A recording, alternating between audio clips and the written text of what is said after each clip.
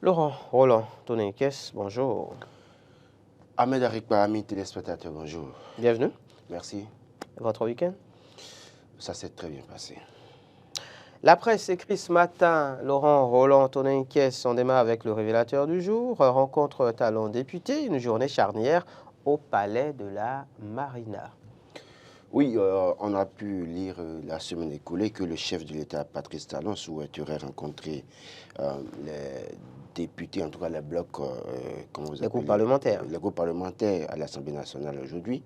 Et donc, on attend de voir de quoi est-ce que cela sera fait de toute façon. Et quand on sait qu'il y a un discours qui a commencé un peu partout, qui parle de, comment vous appelez, révision de corruption, révision du code électoral. Relecture du code électoral, oui. Relecture du code, révision. Bon, c'est la même chose. Voilà, du code électoral dans une certaine mesure. Et on se rend compte que dans une certaine mesure, oui, ça doit être des sujets au cœur des discussions avec les groupes parlementaires. Pourquoi le chef de l'État décide de rencontrer les groupes parlementaires séparément, première chose, et pourquoi on n'annonce pas l'ordre du jour dans une certaine mesure. C'est vrai que quelqu'un a déjà... Bon, la presse nous parle essentiellement de ces deux sujets. Oui, justement, donc, justement. Du code électoral et donc, de la Constitution. je veux bien croire que cette fois-ci, la rencontre entre le chef de l'État et, comment vous appelez, et les démocrates ne sera plus traité comme ça a été traité au cours de la dernière rencontre. C'est-à-dire? Oui, parce qu'à un moment donné, on a tout fait. On doit voir que sur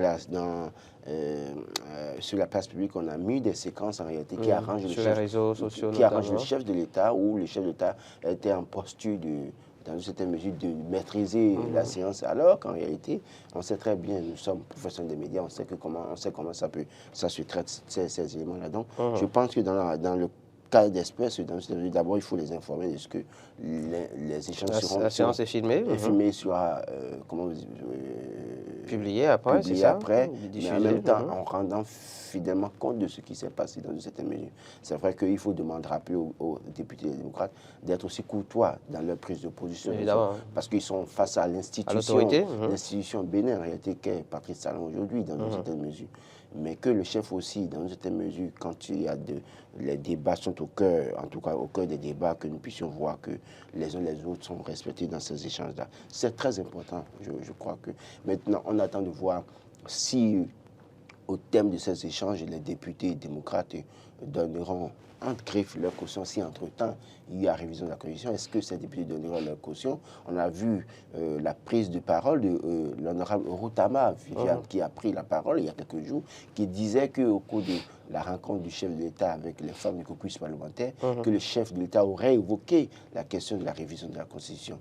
Et donc, et quand ça revient comme ça, on attend de voir si, finalement, parce qu'elle a dit qu'elle ne trahirait jamais son parti politique, elle n'est pas prête à le faire. Donc, on attend de voir si, dans les prochains jours, ceux-là seront fidèles à ce qu'ils se sont dit dès le début, dans une certaine mesure.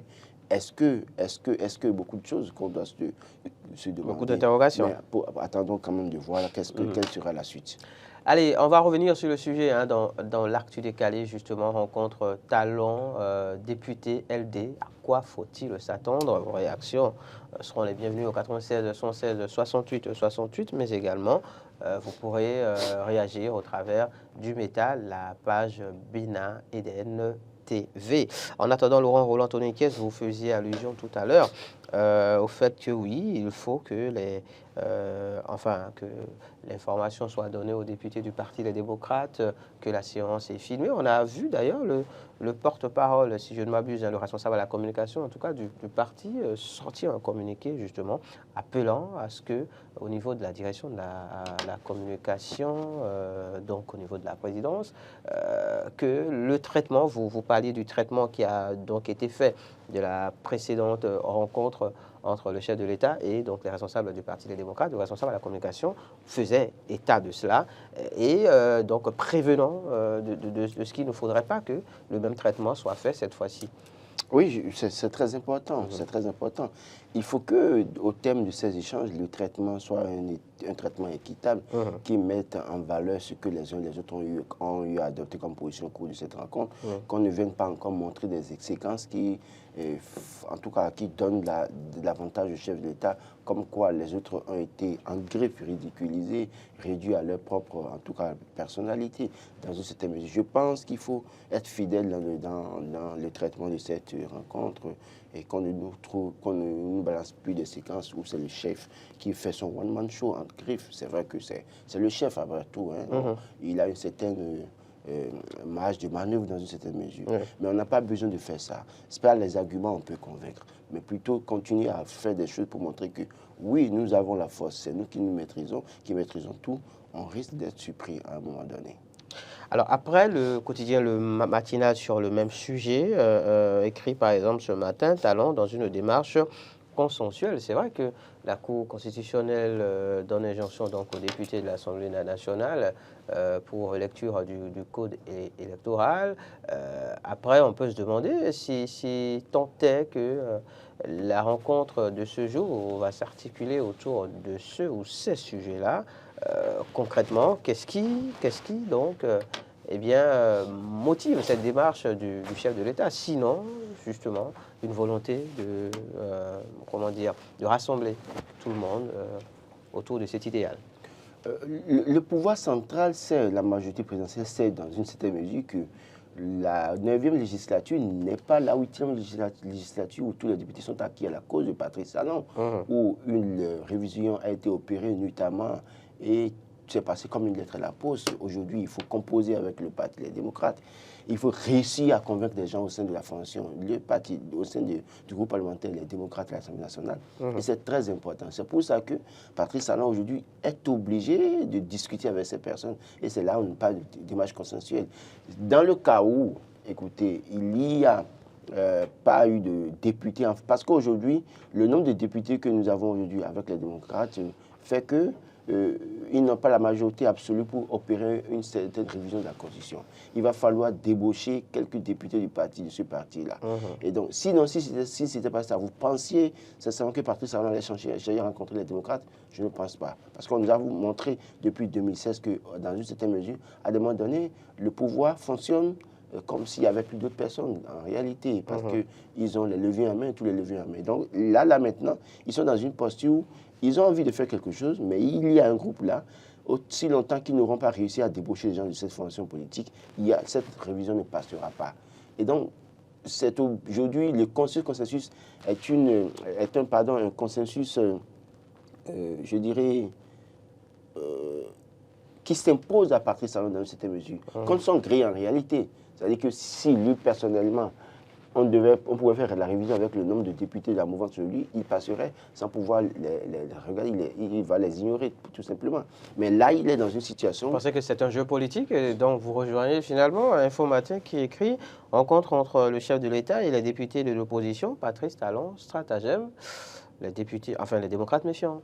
Oui, les députés démocrates doivent être méfiants et d'ailleurs même... Ils l'ont signifié d'ailleurs. Et d'ailleurs même... Et d'ailleurs même, c'est même plus les démocrates qui seront méfiants, c'est le peuple qui doit être méfiant. Donc Patrice Talon, stratagème, vous êtes totalement d'avis? Oui, je suis d'accord. Parce qu'on a pu voir, regardez les processus que nous avons connus, électoraux et autres, depuis 2016. Vous allez comprendre qu'à un moment donné, le monsieur fonctionne avec son groupe parlement, avec les députés acquis à sa cause, sans pouvoir considérer, rappelons toujours, il a dit une fois, mais je crois que ça s'impose dans toutes les situations que nous vivons depuis 2016. Vous allez en souffrir, vous ne pouvez rien faire. Mais il y a des moments où, fort heureusement, là, il y a les députés des démocrates qui constituent un élément de blocage pour son ambition, en griffe de réviser ou de relecture dans cette mesure. Ça dépend du thème qu'ils veulent utiliser. Donc, c'est là aussi le problème. Et donc, c'est là aussi que les démocrates doivent être suivis comme du lait sur le feu parce que, c'était pas mieux, peuvent en arriver à se désolidariser du groupe sous prétexte qu'il y a des arguments qui les convainquent et qui les amènent à accepter une certaine révision. Alors, mais quand on veut faire opérer cette révision, que voulons-nous mettre dans cette révision de la Constitution?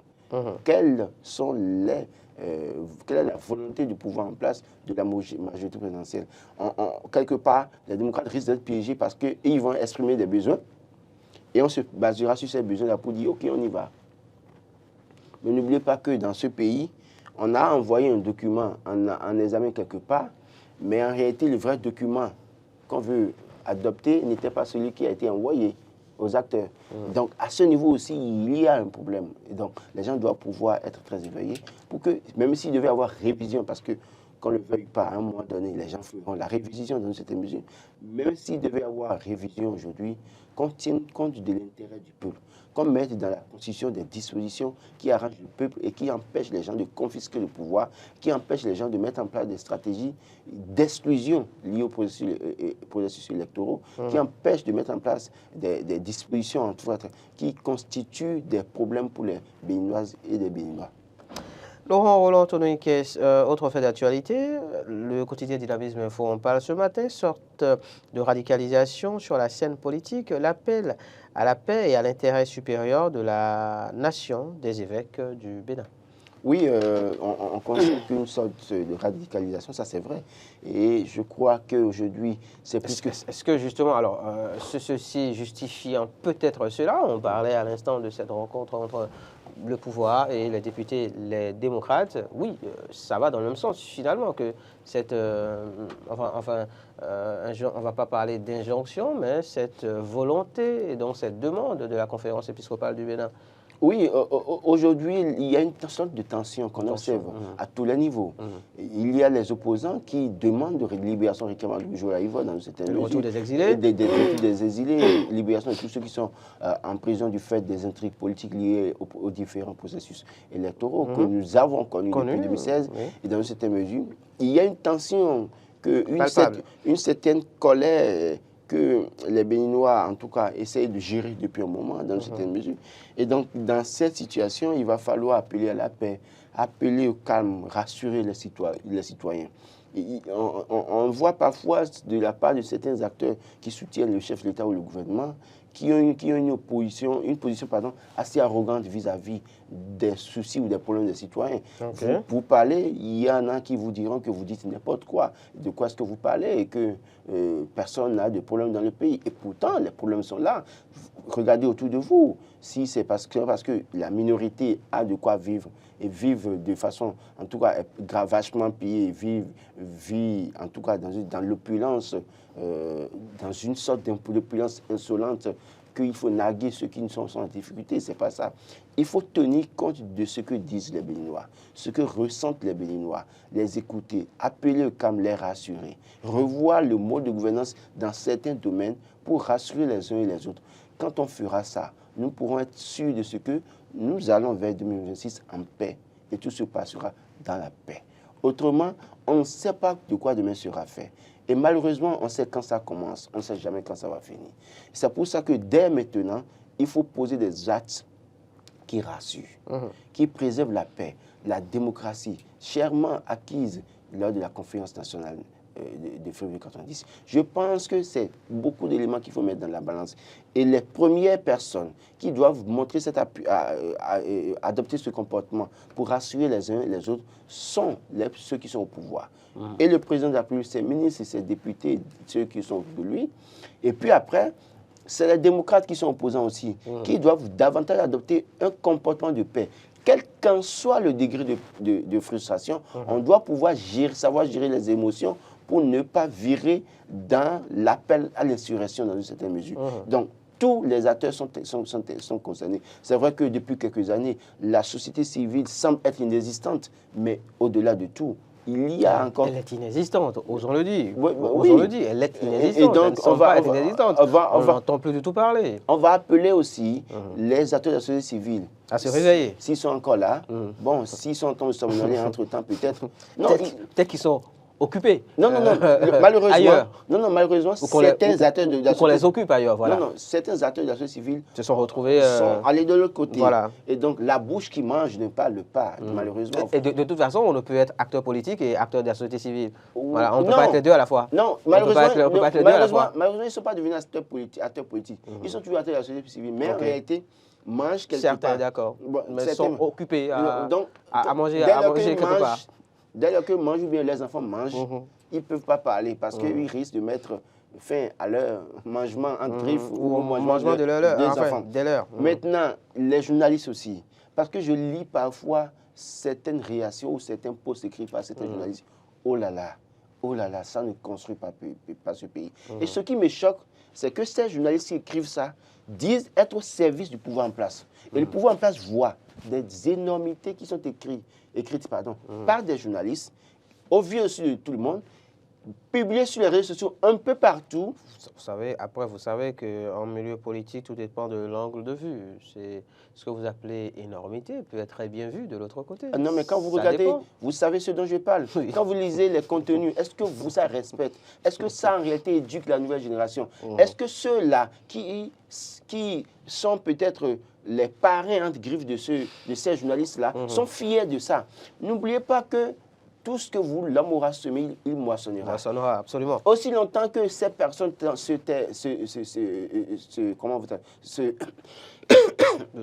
se manifesteront par ce silence inquiétant, en n'interpellant pas ces journalistes qui... Ces pseudo-journalistes. Bon, non, je ne veux même pas parler de ce... Parce que si je l'appelle de ce journaliste, je les connais en tant que... Parce qu'après, vous savez qu'il y a une nuance à faire justement entre journalistes, enfin, faire du journalisme et faire de la communication. Alors, bien souvent, on a, ces journalistes, enfin, ces pseudos, moi je préfère les appeler pseudo-journalistes, qui ne font pas du journalisme, mais qui font de la communication. Donc, à un moment donné, il faut être honnête et l'avouer.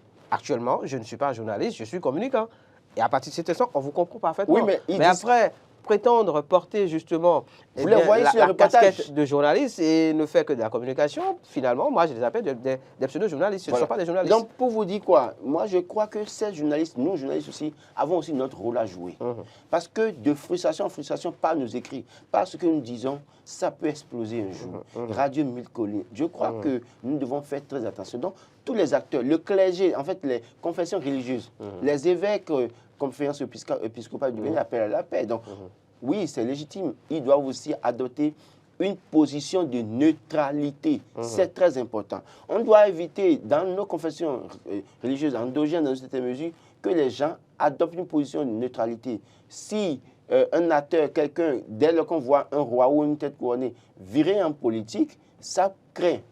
Ça craint parce que quand il y a problème, et qu'à tous les niveaux on n'arrive pas à régler, on se tourne vers les confessions religieuses. Mais dès lors que les confessions religieuses n'ont plus de neutralité politique, ça pose un problème pour le vivre ensemble, pour la préservation de la paix. Donc, à tous les niveaux, nous avons un rôle à jouer et c'est très important. On va revenir sur les déclarations de la conférence épiscopale du Bénin, Laurent Roland Dominiquès, mais sur la question de la préservation de la paix, de l'unité et de l'intérêt national. Vous évoquiez le fait qu'il faille que toutes les confessions religieuses, justement, portent ce message-là. Avec le grand jury Montpellier intervenant suite à la sortie médiatique de la jeunesse de la mouvance présidentielle, El Hadj Shakirou Amoussou appelle à la veille totale, ne jamais répondre aux provocations.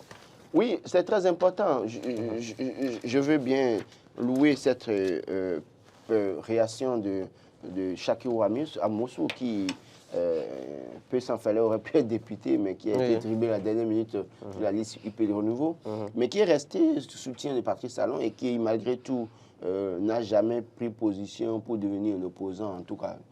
Je crois que c'est déjà une attitude à féliciter. Oui, quand il dit, oui, de ne pas répondre aux provocations, je suis d'accord. Et c'est à tous les niveaux. Quand vous voyez des députés, des ex-députés sortis parce que quand je prends leur sortie médiatique, c'est de la provocation pure et simple. Hein. Selon vous? Oui, avec les thèmes qu'ils ont utilisés, je pense que c'est de la provocation pure et simple. Et dans une certaine mesure, le camp du Parti démocrate de Boni Yahi doit pouvoir aussi savoir gérer. C'est pourquoi il parlait de gestion des émotions. C'est très important. Et du côté de la mouvance aussi, même si parfois les gens arrivent à reprocher des choses à Patrice Talon, il ne faut pas qu'ils prennent ça comme de la provocation au point de répondre du tac au tac. Parce que c'est ce qu'on constate malheureusement aujourd'hui. Les gens veulent répondre du tac au tac pour montrer aux chefs qu'ils sont là. Ils veulent répondre du tac au tac pour montrer aux chefs que, bon, écoutez, vous voulez finir votre mandat et je suis encore là, j'attends toujours. On n'a pas besoin de faire tout ça pour rappeler à un chef qu'on est là, dans cette mesure. Et quand on est mouvancier, on travaille à avoir des discours qui construisent et qui préservent la paix. Quand on est opposant et qu'on aspire à avoir un pouvoir, on a des discours de paix. Parce que si vous embrasez le pays, quel pays voulez-vous diriger demain? c'est très important. Donc, les gens doivent éviter des deux côtés d'avoir des discours d'appel à la violence. Parce que dans la réponse du tac au tac dans certaines mesures, c'est que il y a parfois, on ne se maîtrise pas, on n'arrive pas à gérer les émotions, et donc ça peut exploser. Et les uns et les autres sont encore interpellés sur la nécessité de faire très très attention pour préserver notre pays du pire.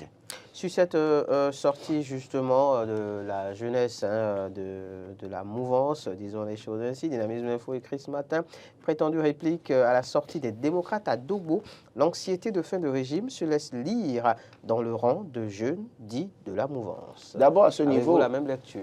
Oui, mais que les jeunes ont peur. Écoutez, ils vont vous dire qu'ils n'ont pas peur, et que oui, parce que tout le monde, aujourd'hui, on ne sait pas quel talent veut jouer en 2026 pour une fois encore dribbler ses adversaires politiques dans une certaine mesure.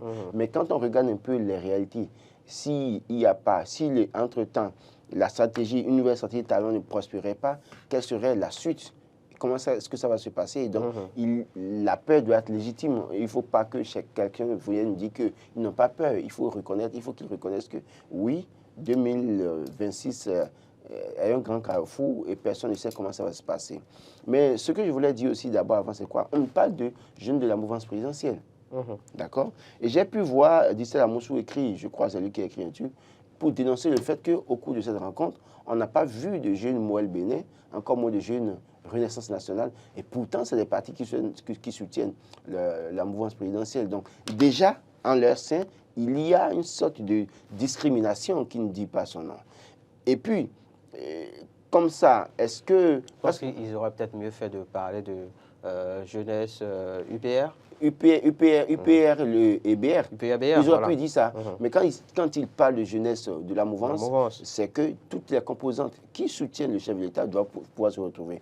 Donc ça montre clairement que dans la mouvance en général, quand on prend la mouvance en général, il y a les uns, il y a les autres dans une certaine mesure. Et ça montre déjà les signes d'une scission malheureuse qui pourrait être arrivée parce que à force d'écarter ou d'exclure les autres, vous risquez de vous tirer des balles dans les pattes vous-même dans une certaine mesure. Maintenant, quand on finit ça, je pense qu'il doit pouvoir faire très attention. Parce que quand vous sortez pour vouloir répondre, et c'est ce qui choque malheureusement, c'est-à-dire, le problème se trouve entre Boni Yayi et Patrice Talon. Et moi, jeune, issu de famille pauvre, à cause de peut-être un petit intérêt qu'on me donne, un intérêt temporaire, je me constitue en bouclier humain pour Patrice Talon pour répondre à Boni Yayi. Je pense que c'est une bêtise que beaucoup de jeunes font aujourd'hui. Les jeunes aujourd'hui, il y a beaucoup parmi nous, nous ne voulons pas travailler. On veut être la sorte des acteurs politiques. On veut prendre la parole au nom de cet acteur politique pour critiquer, pour faire ce truc-là. Non, non. Faites votre travail là où vous êtes. Mais essayez d'éviter d'être le bouclier pour un acteur politique. Parce que entre les deux, à un moment donné, ils peuvent se retrouver quelque part et sabler le champagne.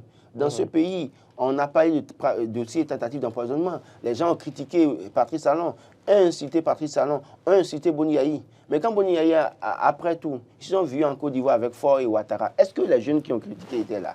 Ils n'étaient pas là. Et certains parmi eux font les frais de ce comportement qu'ils ont adopté en 2012 et 2016, là, aujourd'hui. Aussi longtemps que Patrice Talon sera là, certains parmi eux savent qu'ils n'auront aucun avantage dans une certaine mesure. Et donc, je demande à ces jeunes-là de faire la part des choses. Allez travailler, allons travailler. Laissons la politique, faisons la politique de façon réfléchie dans une certaine mesure. Boni Yayi a déjà fait pour lui 10 ans à la tête du pays et au plan international, partout où il ira, on va lui ouvrir grandement les portes. Et Boni Yayi peut vous recommander quelque part. C'est pareil pour Patrice Talon. C'est-à-dire que vous êtes jeune, nous sommes journalistes, nous allons dénoncer. C'est notre rôle d'interpeller. Mais si vous êtes jeune, que vous voulez aller en politique, faites-le avec beaucoup de réserve. Quand vous êtes acteur, opérateur, faites attention parce que ceux que vous critiquez ou ceux pour qui vous voulez être bouclier humain ou bien ceux que vous voulez affronter, attention, ça vous guette. Et en son temps, c'est vous seul qui répondez.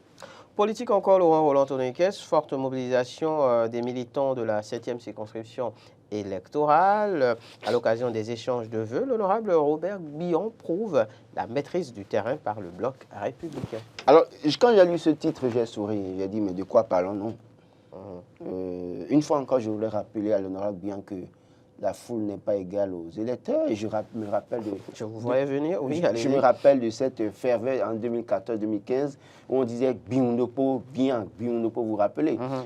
J'ai rencontré un grand journaliste de ce pays dans une pharmacie, la pharmacie en face du stade. Et un jour, je lui parlais, il disait, écoute mon frère, en 2016, là, c'est bien, hein, Biunopo, c'est lui qui va passer. Je lui ai dit, Fofo, ça ne passera pas. Il dit non, que c'est lui, c'est lui.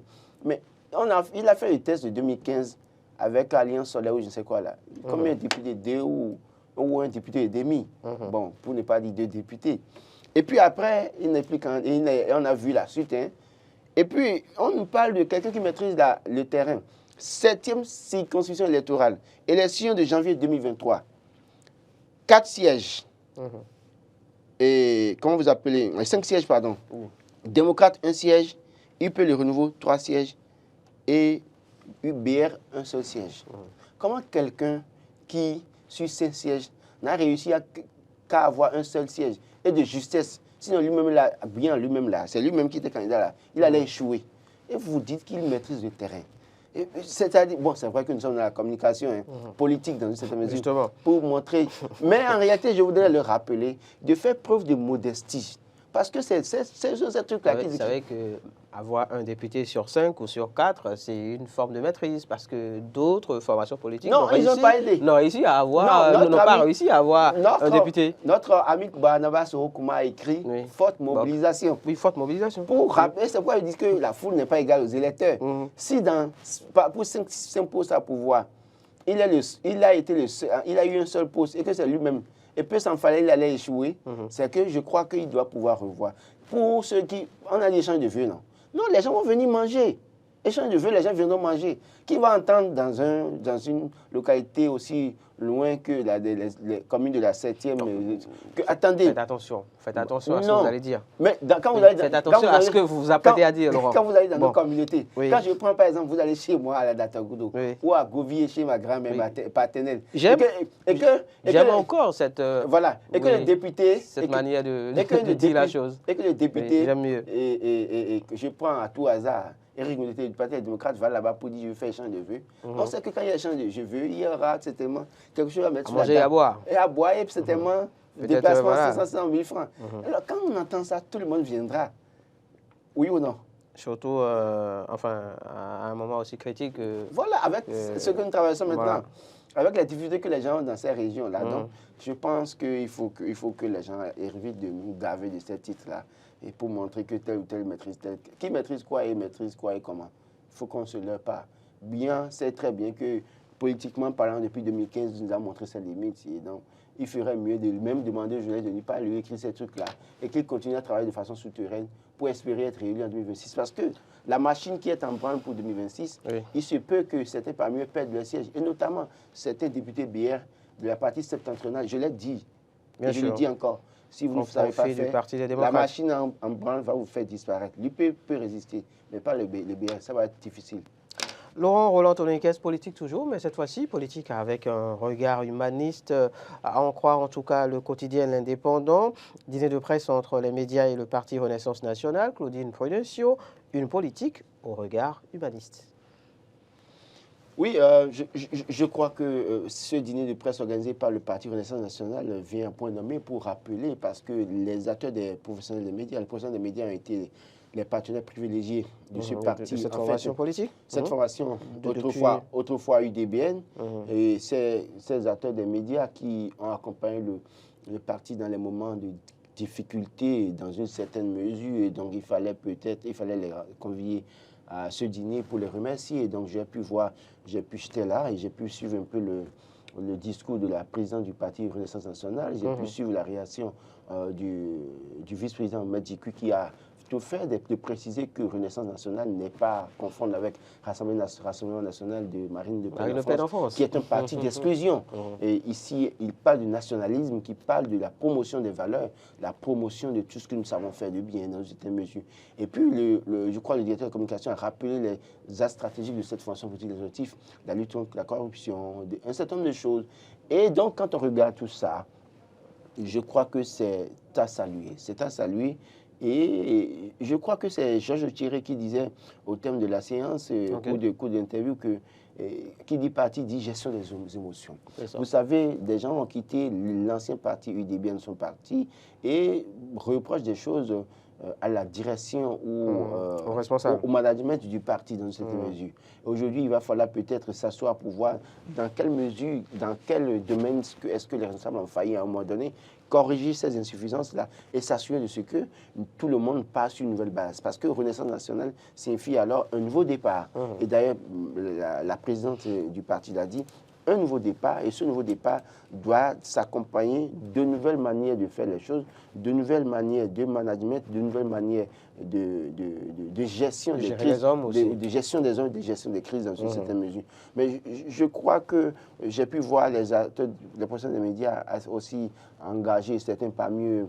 Il y a comment vous appelez, Degueno de Bénin Web TV qui a rappelé au cours de la séance qu'il a été assigné 3 fois par la présidente de l'UDBN et qu'après, il s'est étonné de ce que malgré tout ce qu'il écrivait sur le parti, que le parti a retiré les plaintes au fur et à mesure et qu'il a été surpris de ce qu'il a été convié à cette séance. Et beaucoup parmi eux ont promis à continuer à accompagner le parti. C'est très important. Et je rappelle encore une partie des propos de Georges Thierry qui dit que oui, l'intermédiaire entre la population et les actions des acteurs politiques, c'est les journalistes. Donc, il va falloir avoir une sorte de partenariat, une symbiose avec les journalistes pour espérer que ce que le parti fait est bien relayé pour atteindre les populations dans une certaine mesure.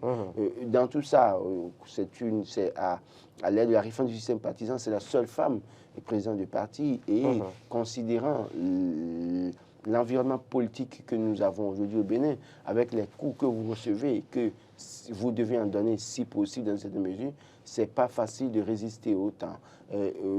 On ose croire, en tout cas, je crois que Renaissance nationale saura renaître des cendres de l'UDBN pour de grandes victoires en 2026. Et c'est très important parce qu'il faut que ce changement de nom soit alors se ressentent au thème des élections générales de 2026, c'est très important. Mais il y a une précision de taille, c'est que je crois qu'au cours de la séance, parce que vous vous rappelez, on a posé la question au responsable du parti sur plateau pour dire est-ce que l'honorable sera président, est-ce qu'il y aura... Parce que le parti aura un candidat pour la présidentielle. Voilà. Et donc elle a dit qu'elle ne sera pas candidate, qu'elle soutient le chef de l'État et donc en son temps, elle continuera à discuter avec le chef de l'État, elle suivra de toute façon. En tout cas, on connaîtra la position du parti. Ce qui est sûr, elle a clairement dit qu'elle ne sera pas candidate. Donc les gens ne pensent pas que c'est elle-même qui veut être candidate. Donc souhaitons bon vent au Parti Renaissance nationale. Espérons bien que ce nouveau départ profite sérieusement à la fonction politique et que les procès des médias soient davantage engagés dans une certaine mesure. Pour accompagner justement cette formation politique dans ces différents combats. Cette question pour finir rapidement, Laurent Roland Toninquez, question qu'on retrouve à la une du quotidien Indépendant ce matin. Icône de la musique béninoise, à quand l'hommage à Sac-Boran Danielou? Oui, nous avons les hommages à tout titre posthume au Bénin. Parce que là, on est dans une période où on rend des hommages à Jérôme Carlos, journaliste écrivain, hommage également au député qui a été inhumé le week-end écoulé. Oui, on rend des hommages quand les gens sont partis. Nous aimons rendre les hommages à titre posthume au Bénin, malheureusement. Je crois qu'à un moment donné, il faut 1-2 personnes pour dire si je meurs, ne venez pas mettre le drapeau sur mon cercueil. Quand 1-2 personnes vont réagir, qui ont atteint un niveau donné dans la gestion de la chose publique ou bien dans leur profession, quand ils vont commencer à prendre la parole, dire des trucs comme ça, je crois que ça va réveiller nos gouvernants. On va trouver la formule pour maintenant commencer par honorer les gens de leur vivant.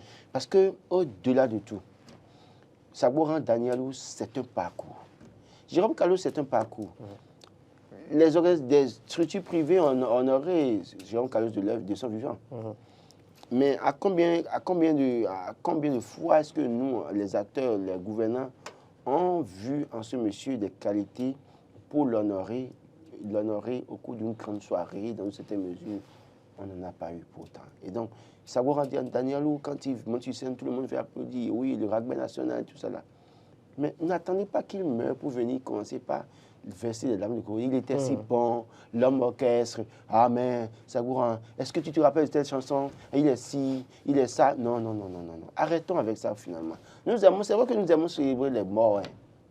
Il faut que vous mourrez pour que les gens trouvent l'argent, vous faire des cérémonies grandioses. On veut vous acheter un cercueil en forme d'avion ou de voiture. On veut vous trouver un corbillard, limousine, tout ça là. Tout ça, ça n'a aucun sens. Honorez les gens de leur vivant. Donnez-leur à boire du bon vin de leur vivant, du champagne de leur vivant.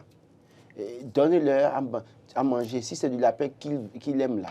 Honorez-le ce jour-là, faites-lui un bon lapin bien braisé, avec du piron, bien de la cassa, qu'il mange, qu'il se fasse plaisir. Après, quand il meurt, vous pouvez ne pas faire de cérémonie. Mais ici, nous sommes champions en ça. On ne vous calcule pas. Vous mourrez, des gens sortent, des culs d'hommes sortent de nulle part pour faire t-shirt, 200 t-shirts, 300 t-shirts, et porter. Tu nous manqueras, et nous t'oublierons jamais. Paix à ton âme, tu as été une icône, des bêtises comme ça. Moi, je pense que c'est plus que jamais le moment. Et j'interpelle les gouvernants. Faites quelque chose. Je veux bien qu'on organise au pied de l'Amazone, là, une soirée hommage Sagouran Danialou. Je veux qu'on organise au pied de l'Amazone une soirée hommage Angélique Kidjo. Qu'on organise une soirée hommage qui, je sais quoi. Dans une certaine mesure, qu'on organise ça. Pardon, faites ça. Pour une fois, faisons ça. Honorons les gens de leur vivant. Merci à vous, Laurent, Roland, Tonei.